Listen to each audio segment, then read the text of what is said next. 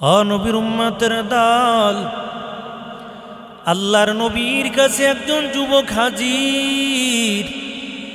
নবীকে ডাক দেয়া বলে, পয়গম্বর, আমি অনেক বড় গুনাহ করলাম, জানি না আমার গুনাহগুলো আল্লাহ তাআলা ক্ষমা করবে কিনা। আল্লাহর নবী ডাক দেয়া বলে, যুবক, বলো তুমি কি অন্যায় করেছো, কি গুনাহ করেছো বলো। ওই যুবক চোখের পানি ছেড়ে দিয়া কাঁদে আর বলে, নবী আমার গুনার কথা বলতে বড় লজ্জা হয়, তবে আমার জীবনে এত বড় গুনাহ করলাম, মনে হয় আমার আল্লাহ আমার জীবনের গুনাহগুলো ক্ষমা করবে না।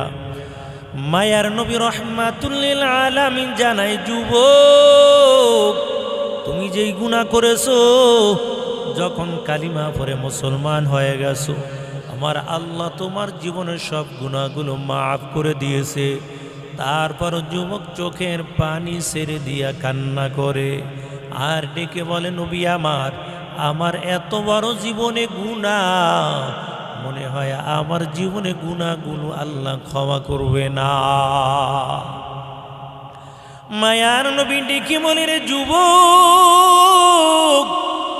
তবে তোমার গুনাহ আমার আল্লাহর রহমতের সামনে কিছুই না, কারণ আল্লাহ তাআলা বলেন, লা তাকনাতু মির রাহমাতিল্লাহ, ইন্নাল্লাহা ইয়াগফিরুয যুনুবা জামিআ মাগফিরাদ্দা রদ উমিদাজ লুতফে তু যাকে খুদ ফরমুদায়ে লা তাকনাতু। মুমিন মুসলমান আল্লাহর গোলাম, আল্লাহর নবী বলে, রে যুবক, তবে তোমার গুনাহ মালিকের রহমতের সামনে কিছুই না।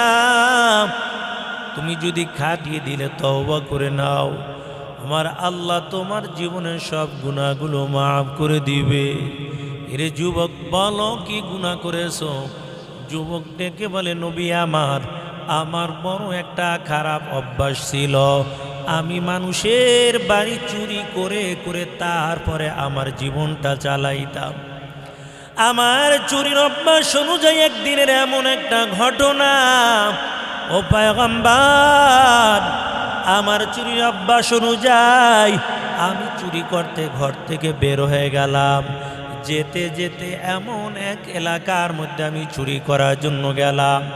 আমার পাশের গ্রামে সুন্দরী রূপসী একটা মেয়ে দুনিয়া থেকে বিদায় হয়ে গেল। ওই মেয়েটাকে যখন দাফন কাফনের ব্যবস্থা করে দিল, গভীর রাত, কেউ দেখে না, সকল মানুষ তো ঘুমায়। এই গভীর রাতে আমি কবরে কিনারে দাঁড়াইয়া আস্তে করে কবরের মাটিগুলো আমি সরাই। ওই কবরে মাটিগুলো সরানোর পর ওই কবরের মধ্যে যখন আমি নেমে গেলাম, ওই মেয়েটার গায়ের থেকে সাদা কাপড়ে কাপড়গুলো টেনে টেনে খুললাম। কাপড়গুলো খোলার পর ওই কবর থেকে যখন আমি উঠে রওনা হই, আমার নফস আমাকে ধোঁকা দেয়। এরে যুবক, কেমন করে তুই কবর থেকে উঠে যাও? এত সুন্দরী রূপসী একটা মেয়ে কবরের মধ্যে রাইখা কেমন করে উঠে যাও? তোমার যৌবনের চাহিদা তুমি মিটাও। ও নবী আমার, শয়তানের ধোঁকায় পড়ে আমি কবরের মধ্যে নেমে গেলাম। আমার যৌবনের চাহিদা আমি মেয়েটার সঙ্গে মিটাইলাম। তবে কবর থেকে আমি যখন রওনা হই, আমি কবর থেকে ওঠার পর ওই মেয়েটার কণ্ঠে আওয়াজ, কে জানি বলে যায়, এরে যুবক, কেন তুমি আমাকে নাপাক বানাইলা? কারণ আমার দিলের মধ্যে ছিল আল্লাহর বড় ভয়, আমার অন্তরের মধ্যে ছিল আল্লাহর বড় ভয়। দুনিয়ার জমিনের মধ্যে যাদের দিলের মধ্যে আল্লাহর বড় ভয় থাকবে, ওয়া আম্মা মান খাফা মাকামা রাব্বিহি ওয়া নাহান নাফসা আনিল হাওয়া ফাইন্নাল জান্নাতা হিয়াল মাওয়া। এই কালামে জিন্দা কুরআনে হাকিম হিকমতে উলায়া জালাস্তু কদিম। নবীর উম্মতের দল, দুনিয়ার জমিনের মধ্যে যাদের দিলের মধ্যে আল্লাহর বড় ভয়, মালিকের ভয় নিয়ে বান্দা দুনিয়ার জমিনের মধ্যে চলবে, অন্ধকার কবরে ভয় নিয়ে তারপরে চলবে। কেমন করে যুবক তুমি অন্ধকার কবরে একা একা সময়টা পার করবা? ওই যেই মানুষটা কিয়ামতের আগেও মারা যাবে, ওই মানুষটাও কমপক্ষে 50,000 বছর পর্যন্ত কবরের মধ্যে থাকবে। ওই যুবক চোখের পানি ছেড়ে দিয়া কান্না করে আর বলে, নবী আমার, ওই কবর থেকে আমি উঠে যখন রওনা হই, আমার কানের মধ্যে একটা আওয়াজ কে জানি বলে যায়, এরে যুবক, কেন তুমি এই কবরের মধ্যে কেন তুমি জিনা করলা? এই কবরের মধ্যে কেন তুমি গুনাহ করলা? তোমার দিলের মধ্যে কি মালিকের ভয় নাই? কেমন করে গুনাহ করেছো? ওই মেয়েটার কণ্ঠে এমন আওয়াজ পাওয়ার পর আমি ভয় কবর থেকে রওনা হয়ে আসলাম। ওই কাপড়টা ফালাইয়া আমি বাড়িতে আসলাম। আমি যখন ঘুমাতে যাই, আমার কানের মধ্যে কেমন জানি এখনো আওয়াজটা ভাসে। ও নবী আমার, বলেন আমার এই গুনাহ আল্লাহ তাআলা ক্ষমা করবে কিনা? ও নবীর উম্মতের দল, মায়ার নবী রাহমাতুল লিল আলামিন, ওই যুবকের গুনার খবর যখন মায়ার নবী শুনলো, আল্লাহর পয়গম্বর যুবক থেকে চেহারাটা অন্যদিকে ঘুরায়। যুবকের দিলের মধ্যে আরো বড় ভয় লেগে গেল। হায়রে নবী না জানি মনে কষ্ট পাইয়া আমাকে বরদোয়া দেয়। যুবক তাড়াতাড়ি আমার নবীর কাছ থেকে সরে গেল। ও দয়ার মালিক, জমিনের মধ্যে তুমি ছাড়া কেউ নাই। আয় আল্লাহ, তোমার বন্ধু আমার গুনার কথা শুইনা চেহারাটা ঘুরাইল। ওই যুবক জঙ্গলের মধ্যে যাইয়া চোখের পানি ছেড়ে দিয়া কাঁদে, সেজদায় পড়ে কান্না করে আর ভাঙা অন্তর নিয়ে আল্লাহকে ডাকে, আল্লাহ তোমার বন্ধু আমার গুনার খবর শুনিয়া চেহারাটা ঘুরাইল। আল্লাহ তুমি যদি তোমার রহমতের কুদরতি চক্ষু দুইটা ঘুরাও, আয় আল্লাহ আমি কার কাছে যাব, কে আমার গুনাহ ক্ষমা করবে? আয় আল্লাহ তুমি ছাড়া আর কেউ নাই, গুনাহ ক্ষমা করার মালিক তো আল্লাহ তুমি। আমি গুনাহগার তোমার দরজায় হাজির হয়ে গেলাম। আল্লাহ তুমি আমার গুনার দিকে না তাকাইয়া, আল্লাহ তোমার রহমতের দরিয়ার দিকে তাকাইয়া জীবনে গুনাহগুলো ক্ষমা করে দাও। এর যুবক তুমিও গুনাহ করেছো, আল্লাহর কাছে খাঁটি দিলে তওবা করে নেও। কয় বান্দা যখন মালিকের কাছে খাঁটি দিলে তওবা করে নেয়, আমার আল্লাহ বান্দার জীবনের সব গুনাহগুলো মাফ করে দেয়। ওই যুবকের চোখের পানি আর এমন ভাবে কান্না শুরু করে দিল, আল্লাহ তাআলা যুবকের দোয়া এমন ভাবে কবুল করে নেয়। আল্লাহ তাআলা জিব্রাইলকে পাঠাইয়া বলে, জিব্রাইল আমার বন্ধুর কাছে চলে যাও, আমার বন্ধুকে জিজ্ঞাসা করে দেখো হায়াতের মালিক কে, মৌতের মালিক কে, রিজিকের মালিক কে, গুনাহ ক্ষমা করার মালিক কে। জিব্রাইল আমিন আমার নবীর কাছে হাজির হয়ে গেল। জিব্রাইল সালাম দিয়া বলে, নবী আমার, আল্লাহ জানতেছে সে গুনাহ ক্ষমা করার মালিক কে। আল্লাহর পয়গম্বর রাহমাতুল লিল আলামিন ডাক দিয়া বলে, জিব্রাইল কেন তুমি আমাকে এমন প্রশ্ন করেছো? কারণ গুনাহ ক্ষমা করার মালিক তো একমাত্র আল্লাহ। জিব্রাইল ডাক দেয়া বলে, নবী আমার, যেই যুবকের গুনার খবর শুনিয়া তার থেকে আপনার চেহারাটা আপনি ঘুরাইয়া ফেলাইছেন, ওই যুবকের তওবা আমার আল্লাহ এমনভাবে কবুল করেছেন, ওই যুবকের জীবনের সব গুনাহগুলো আল্লাহ তাআলা ক্ষমা করিয়া ওই যুবকের নামটা আল্লাহ তাআলা জান্নাতি খাতার মধ্যে উঠাইয়া দিছে। ও মুমিন মুসলমান আল্লাহর গোলাম, এই জন্য মালিকের কাছে তওবা করে নাও। কয়দিন আর দুনিয়ার জমিনের মধ্যে বাঁচবা? এই দুনিয়ার জমিনের মধ্যে একদিন ছিলাম না, আল্লাহ তাআলা আবার দুনিয়ার জমিনের মধ্যে পাঠাইছে, আবার একদিন দুনিয়ার জমিনের মধ্যে আমরা থাকতে পারবো না। এই দুনিয়াও থাকবে না, তামাম পৃথিবী আমার আল্লাহ ধ্বংস করে দিবেন, দুনিয়ার মধ্যে কিছুই থাকবে না। ফামাইয়ামাল মিসকালা যাররাতিন খায়রান ইয়ারা ওয়া মাইয়ামাল মিসকালা যাররাতিন শাররান ইয়ারা। ও নবীর উম্মতের দল, তবে যারা পরিমাণ যদি গুনাহ নিয়ে কবরে যাও, কিয়ামতের ময়দানে যারা পরিমাণ গুনাহ তাও তোমার আমলনামার মধ্যে দেখতে পারবা। আর যারা পরিমাণ নেকি নিয়েও যদি কবরে যাও, ওই যারা পরিমাণ নেকি তাও কিয়ামতের ময়দানে তোমার আমলনামায় দেখবা। এরে আল্লাহর বান্দা, ওই কঠিন কিয়ামতের ময়দানে আল্লাহ ফেরেশতাকে ডেকে বলবেন, ও ফেরেশতারা, এই বান্দার আমলনামা হাজির করে দাও। বান্দার আমলনামা বান্দার চোখের সামনে খুলে দিবে, বান্দা আমলনামার মধ্যে সব কিছু দেখতে পারবে। যারা পরিমাণ গুনাহ বান্দা করেছো তাও কিন্তু কিয়ামতের ময়দানে দেখবা। বান্দা আফসোস করবে আর বলতে থাকবে, হায় রে, যারা পরিমাণ গুনাহ তাও লিখতে ফেরেশতারা ভুল করে নাই।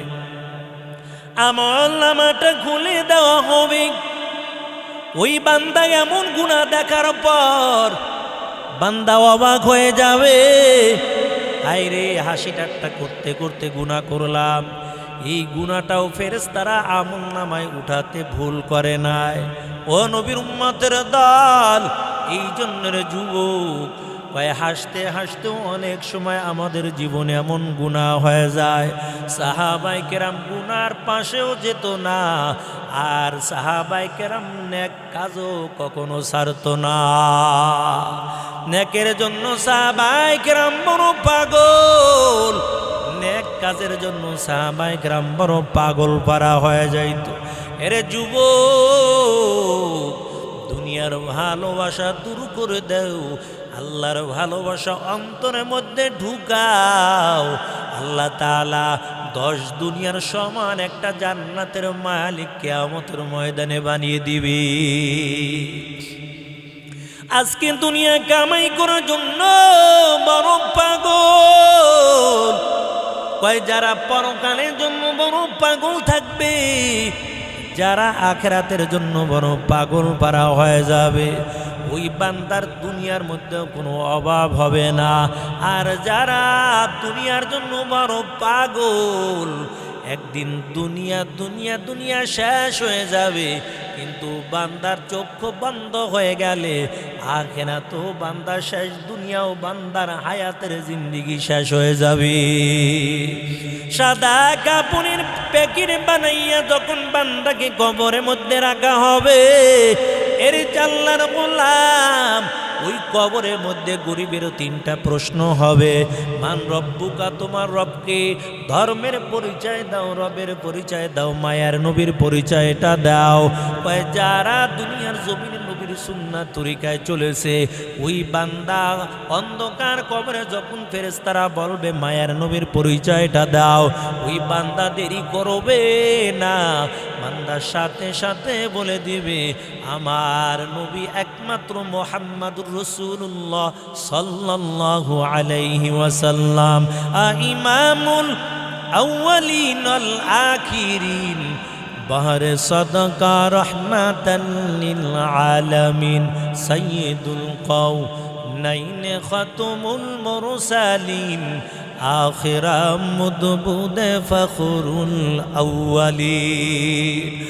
নবীর উম্মতের দল, এই জন্য দুনিয়ার মায়া অন্তর থেকে ত্যাগ করে দাও, আখিরাতের মায়া তোমার অন্তরের মধ্যে ঢুকাও। আল্লাহ তাআলা দুনিয়া তোমাকে বাদশাহী দান করে দিবে। আল্লাহর একজন পয়গম্বর ঈসা নবী একজন খাদেমকে সঙ্গে নিয়ে সফরের মধ্যে রওনা হয়। কয় দুনিয়ার জন্য যারা বড় পাগল, এক সময় তারা দুনিয়াও পাবে না, আখিরাতও পাবে না। ঈসা নবী ওই খাদেমকে নিয়ে প্রতি রওনা হয়ে যায়। কোথাও সফরের মধ্যে রওনা হয়ে গেল। আল্লাহর বান্দা এবং ঈসা পয়গম্বর সামান্য কিছু খাবার নিয়ে রওনা।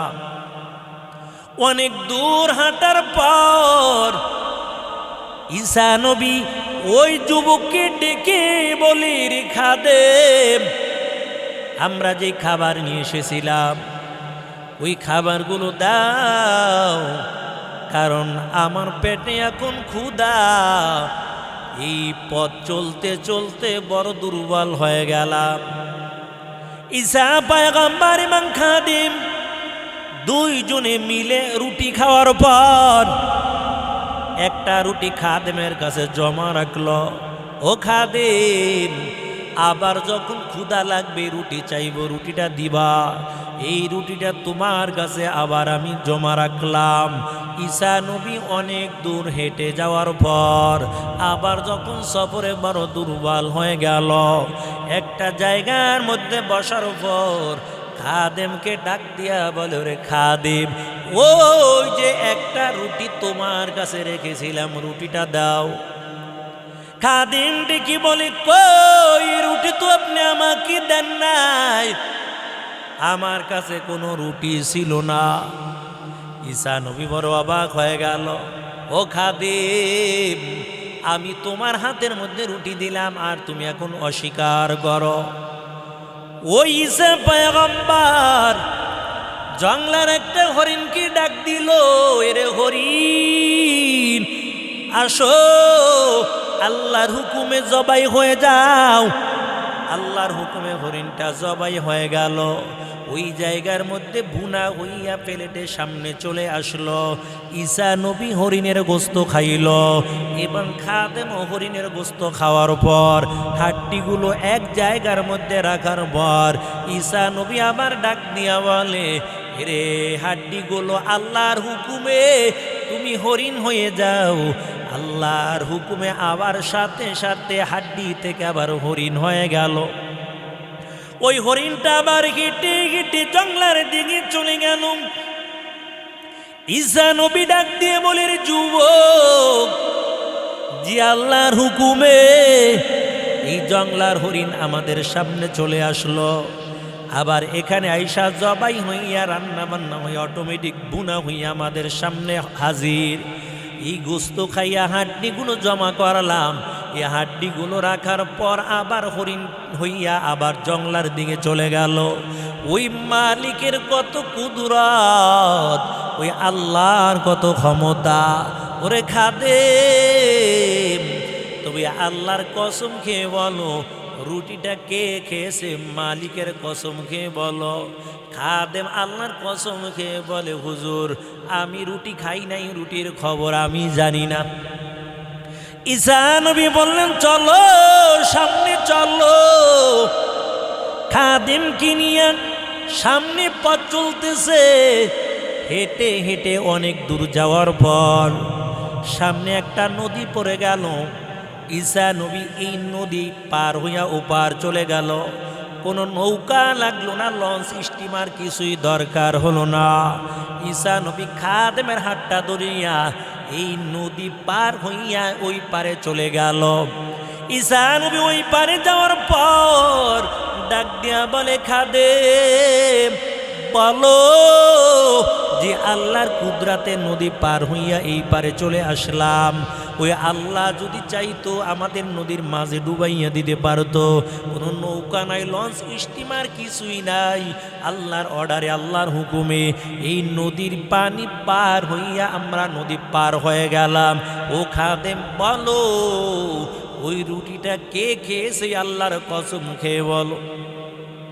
ওই খাদেম আবার মালিকের কসম খেয়ে বলে, হুজুর ওই রুটি আমি খাই নাই, রুটির খবর আমি জানি না। ঈসা নবী বড় অবাক হয়ে গেল। এই বান্দার এত কুদরত, আল্লাহ তাআলার এত কুদরত দেখার পর তারপর আল্লাহর বান্দা স্বীকার করে না। ঈসা নবী বুঝতে পারলো তার ভিতরে দুনিয়ার বড় মায়া। আল্লাহর পয়গম্বর ঈসা নবী হাঁটতে হাঁটতে একটা মরুভূমি এলাকায় চলে গেল। কিছু বালু একত্রিত করার পর এবার এই বালুটাকে তিনটা ভাগ করলো, তিন জায়গায় তিন টুকরা বালু থুপ করে রাখলো। ঈসা নবী আল্লাহর আসমানের দিকে তাকাইয়া বলে, আল্লাহ তুমি কুদরতি ভাবে বালুগুলো স্বর্ণ বানাইয়া দাও। ঈসা নবী বলল, রে বালু আল্লাহর হুকুমে তুমি স্বর্ণ হয়ে যাও। কথা বলার সাথে সাথে বালুগুলো স্বর্ণ হয়ে গেল। এবার ওই খাদেম ডেকে বলে, হুজুর কেন আপনি তিনটা স্বর্ণের ভাগ করেছেন বলেন? ঈসা নবী ডাক দিয়া করে, খাদেম একটা ভাগ হলো তোমার, আর একটা ভাগ হলো আমার, আর একটা 3 নাম্বার ভাগ হলো যেই ব্যক্তি আমার রুটিটা খেয়েছে, 3 নাম্বার ভাগ হলো আল্লাহর বান্দা। ওই খাদেম ডাক দিয়া বলে, হুজুর তবে সত্য কথা বললাম, ওই রুটিটা আমি খেয়েছি। ঈসা নবী ডেকে বলে, যুবক ওই মালিকের এত কুদরত তোমাকে দেখাইলাম, আল্লাহ তাআলার এত কুদরত জমিনের মধ্যে তোমাকে দেখাইলাম, তুমি তারপর রুটির ব্যাপারে তুমি স্বীকার করলা না। এখন যখন তুমি স্বর্ণের চাক্কা দেখেছো তখন তুমি স্বীকার করলা এই রুটি তুমি খাইছো। তোমার ভিতরে দুনিয়ার বড় মায়া, দুনিয়ার ভালোবাসা, দুনিয়া ডুইকা গেছে। তবে আমার স্বর্ণের দরকার নাই, এই 3 ভাগ স্বর্ণ আমি তোমাকে দিয়ে গেলাম। তবে তোমাকে নিয়ে আর আমি চলতে পারবো না, তোমাকে নিয়ে সফর করা আমার পক্ষে সম্ভব হবে না। ঈসা পয়গম্বর ওখান থেকে চলে গেল। ও মুমিন মুসলমান, কেমন দুনিয়ার জন্য বড় মায়া! ওই যারা দুনিয়ার জন্য বড় পাগল হয়ে যায়, এক সময় দুনিয়াও পায় না, আখিরাতও পায় না। বান্দা কোন সময় দুনিয়া থেকে বিদায় হবে বান্দাও জানে না।